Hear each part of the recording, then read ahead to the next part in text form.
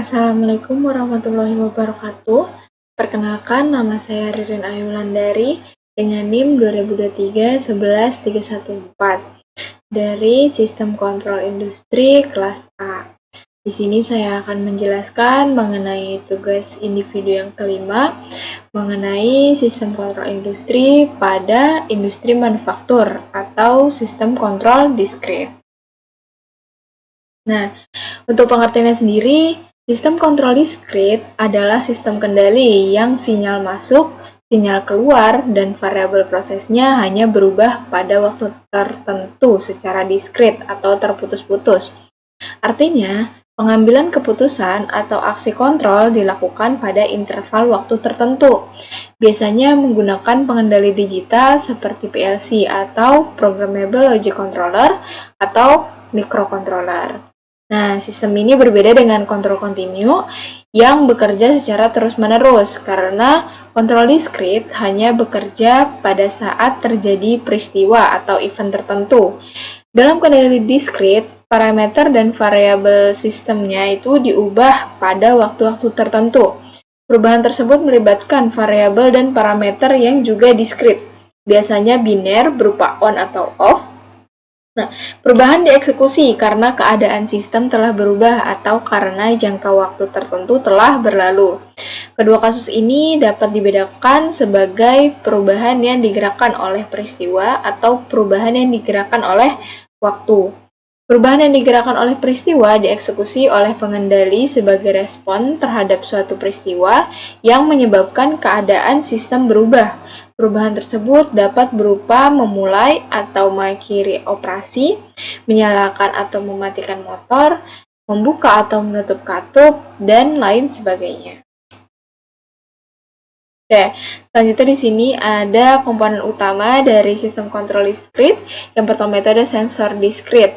Sensor ini berfungsi untuk mendeteksi kondisi dan kejadian tertentu di lantai produksi dan mengubahnya menjadi sinyal logika digital on atau off. Jadi di sini sensor tuh contohnya ada limit switch, proximity sensor, photoelectric sensor. Selanjutnya ada aktuator diskrit. Aktuator ini berfungsi untuk mengubah sinyal logika dari pengendali menjadi aksi fisik di lapangan. Aktuator ini akan menerima perintah dari on atau off dari si PLC untuk menggerakkan perangkat mekanik. Contoh perangkat yang digerakkan itu ada motor listrik, terus solenoid valve, relay dan kontraktor, dan juga ada pneumatik silinder. Yang ketiga itu ada pengendalian logika atau biasanya kita tuh menyebutnya controller. Nah, controller yang di sini itu yang menggunakan PLC atau Programmable Logic Controller. Nah, PLC ini adalah otak sistem kontrol diskrit. PLC ini akan membaca sinyal dari sensor, kemudian memprosesnya berdasarkan logika program, lalu mengeluarkan perintah ke aktuator, kontraktor, dan pneumatik silinder. Kemudian ada Human Machine Interface atau HMI, yang mana HMI ini merupakan panel layar sentuh atau perangkat lain di lantai pabrik yang memungkinkan operator untuk memulai atau menghentikan mesin, menyesuaikan parameter, dan melihat status alarm lokal. Oke, selanjutnya di sini ada sistem pengawasan atau supervisory system. Nah, untuk sistem pengawasannya ini, kita menggunakan SCADA atau Supervisory Control and Data Acquisition. SCADA ini merupakan perangkat lunak tingkat atas yang mengumpulkan data dari banyak PLC di seluruh pabrik, yang digunakan untuk memantau, visualisasi, dan pelaporan terpusat. SCADA ini juga memungkinkan pengawasan jarak jauh terhadap seluruh proses manufaktur diskrit.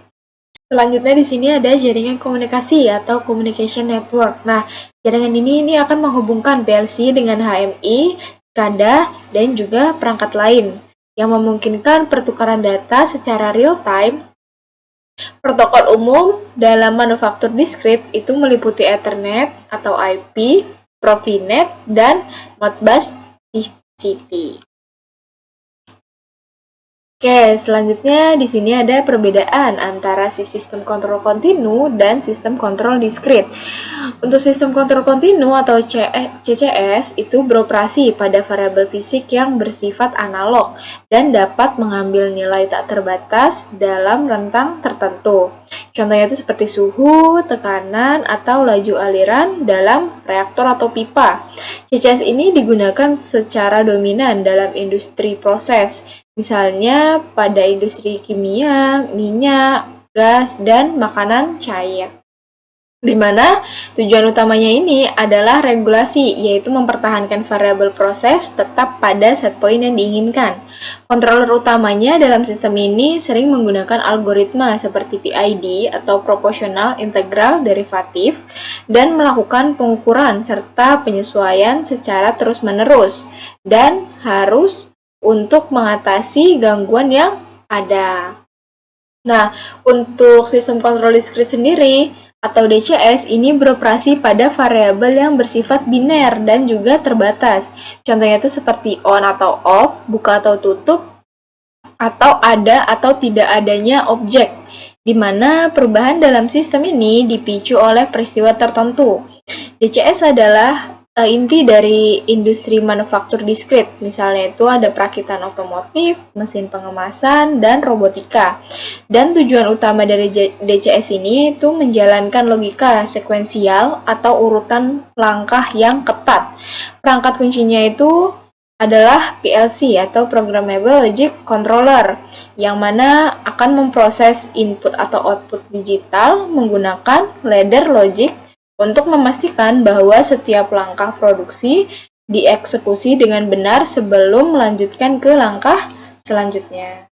Selanjutnya di sini terdapat kasus dari sistem kontrol diskrit yang mana di sini saya mengambil kasus mengenai penerapan Node-RED dan Walkway berbasis cloud untuk pembelajaran sistem manufaktur diskrit pada pengenalan Internet of Things atau IoT dan protokol MQTT.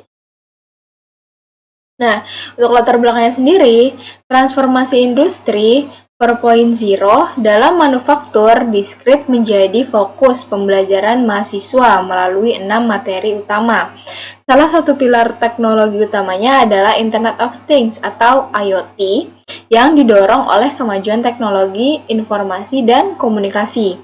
Hal ini memungkinkan interkoneksi perangkat fisik untuk pengumpulan dan penukaran data secara real-time, sehingga dapat meningkatkan efisiensi dan kualitas produk. Untuk memfasilitasi pembelajaran ini, penelitian ini menggunakan kombinasi platform Node-RED atau antarmuka pemrograman visual yang intuitif dan Walkway sebagai simulator elektronik online. Integrasi ini menciptakan lingkungan interaktif bagi mahasiswa untuk membangun dan menguji prototipe sistem IoT. Komunikasi dalam sistem IoT tersebut difasilitasi oleh protokol MQTT atau Message Queuing Telemetry Transport sebagai standar de facto untuk komunikasi machine to machine atau M2M yang ringan dan efisien. MQTT ini menghubungkan sensor, aktuator, dan perangkat cerdas di sistem manufaktur diskrit, yang mana memungkinkan analisis data produksi real-time untuk pengambilan keputusan yang cepat dan akurat. Kemudian terdapat metode penelitian yang digunakan pada jurnal yang saya ambil. Nah, penelitian ini melalui beberapa tahapan metodologi, yakni define, explore, design, test, evaluate. Nah, pada tahap define ditetapkan tujuan percobaan, yaitu mahasiswa dikenalkan dengan definisi dan arsitektur IoT dengan menggunakan protokol MQTT serta penggunaan aplikasi cloud untuk belajar IoT melalui Walkway dan juga Node-RED. Kemudian yang kedua, pada tahap explore, analisa kebutuhan input-output dilakukan untuk mengidentifikasi sensor dan aktuator yang dapat mewakili beberapa tipe input atau output, yaitu digital input atau DI, digital output atau DO, analog input AI, dan communication atau COM. Meskipun dalam kasus ini hanya tipe digital input, digital output, analog input, dan COM yang digunakan. Selanjutnya, pada tahap desain dibuat wiring diagram dan kode program dengan menggunakan aplikasi Walkwi, serta workflow dan desain HMI dashboard dengan aplikasi Node-RED. Pada tahap tes, simulasi sistem dilakukan antara simulator Walkwi dan dashboard Node-RED melalui browser di smartphone, di mana juga dipelajari konsep publisher dan subscriber pada protokol MQTT dengan menggunakan Hive Broker Client. Selanjutnya di sini ada diagram blok dari kasus yang saya ambil, yang mana di sini terdapat push button sebagai digital inputnya, kemudian ada potentiometer sebagai analog input, kemudian ada DHT22, dia itu berperan sebagai communication atau komunikasi. Terdapat juga ada serial monitor. Nah, untuk push button, potentiometer, dan DHT ini terhubung dengan microcontroller. Microcontroller yang kita gunakan di sini berupa ESP32. Kemudian juga microcontroller ini dihubungkan dengan LED sebagai digital outputnya, dan juga motor servo sebagai communication-nya. Terus juga di sini terdapat broker IoT Cloud yang mana dia itu terhubung pada dashboard dari pengguna. Nah, untuk cara kerjanya, proses dimulai dari lapisan input, di mana perangkat lapangan seperti push button yang berfungsi untuk memberikan sinyal biner, potensio, memberikan nilai analog, dan sensor DHT22 untuk mengirimkan data suhu atau kelembapan, yang mana mereka bertiga itu akan mengumpulkan informasi. Kemudian data ini diteruskan ke microcontroller ESP32 yang merupakan pusat dari pemrosesan. ESP32 ini kemudian akan menggunakan koneksi Wi-Fi untuk mengubah data mentah tersebut menjadi pesan MQTT yang ringan dan mempublikasikannya ke broker IoT Cloud di bawah topik-topik spesifik sensor. Secara paralel, dashboard pengawasan jarak jauh yang dipelihara oleh operator berlangganan atau subscribe ke topik-topik sensor ini memungkinkan pemantauan kondisi operasional secara real-time. Untuk interferensi, operator mengirimkan perintah kontrol dari dashboard yang juga dipublikasi ke broker. Perintah kontrol ini kemudian selanjutnya diterima oleh ESP32 yang berlangganan topik kontrol terkait. Sebagai responnya, ESP32 kemudian akan mengaktifkan aktuator, yaitu dia untuk menggerakkan si motor servo atau menyalakan LED, yang mana aktuator ini untuk mempengaruhi proses fisik. Dengan demikian, menyelesaikan siklus kontrol dan memastikan sistem bereaksi terhadap perintah operator maupun perubahan kondisi lingkungan. Kemudian di sini terdapat kesimpulan yang mana pada penelitian ini menunjukkan bahwa kombinasi Node-RED dan Walkwi dapat menjadi lingkungan pembelajaran yang efektif untuk mengenalkan mahasiswa pada konsep Internet of Things atau IoT dan protokol MQTT dalam konteks manufaktur diskrit. Melalui simulasi dan percobaan yang terstruktur, mahasiswa dapat membangun prototipe sistem IoT sederhana, memahami komunikasi MQTT, serta mengembangkan keterampilan dalam merancang antarmuka pengguna. Kendala komunikasi MQTT terkadang muncul akibat penggunaan virtual Wi-Fi access point di Walkwi. Namun, pendekatan berbasis simulasi ini tetap terbukti bermanfaat untuk mempersiapkan mahasiswa menghadapi tantangan di era industri 4.0 dan memahami penerapan sistem kontrol diskrit secara praktis. Untuk sistem kontrol diskrit merupakan inti dari teknik kontrol modern yang beroperasi pada sinyal dan waktu diskrit menggunakan komputer digital, microcontroller, atau DSP. Sinyal analog diambil sampelnya pada interval tertentu, kemudian diubah menjadi data digital, lalu diproses menggunakan algoritma dan kemudian menghasilkan output kontrol diskrit.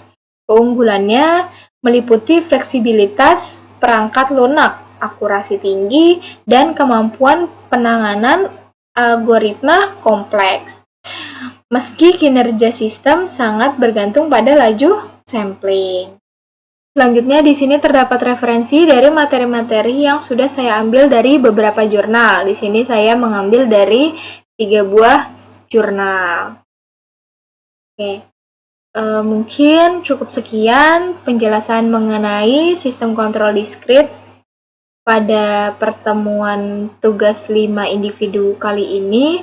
Mohon maaf apabila ada kesalahan dalam perkataan. Terima kasih. Wassalamualaikum warahmatullahi wabarakatuh.